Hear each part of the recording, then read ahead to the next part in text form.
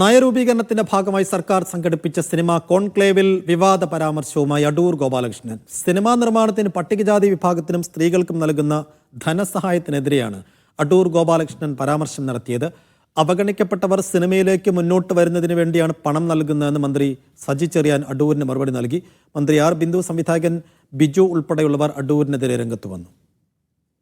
Cinema നയരൂപീകരണത്തിനായി സംസ്ഥാന സർക്കാർ സംഘടിപ്പിച്ച കോൺക്ലേവിലായിരുന്നു അടൂർ ഗോപാലകൃഷ്ണന്റെ വിവാദ പരാമർശം. ഷെഡ്യൂൾ കാസ്റ്റിൽപ്പെട്ട ആളുകൾ കുറഞ്ഞത് ഒരു 3 മാസത്തെ ഇന്റൻസീവ് ട്രെയിനിങ് കൊടുക്കണം, പരിശീലനം കൊടുക്കണം.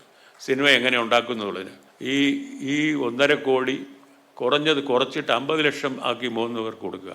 ഇത് കൊമേഴ്ഷ്യൽ ഫിലിം എടുക്കാനുള്ള കാശല്ല, കൃത്യമായിട്ട് നല്ല സിനിമ എടുക്കാനുള്ള മുടക്കലാകാവും.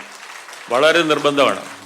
അടൂർ ഗോപാലകൃഷ്ണന് കോൺക്ലേവ് വേദിയിൽ വെച്ച് തന്നെ സിനിമാ വകുപ്പ് മന്ത്രി സജി ചെറിയാൻ മറുപടി നൽകി.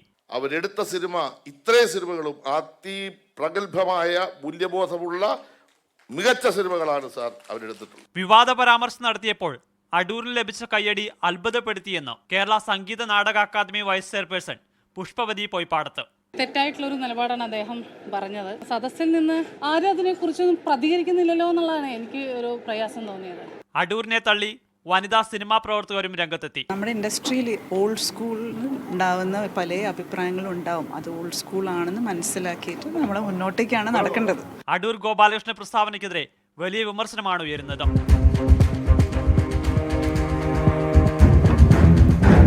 മീഡിയ 1 തിരുവനന്തപുരം.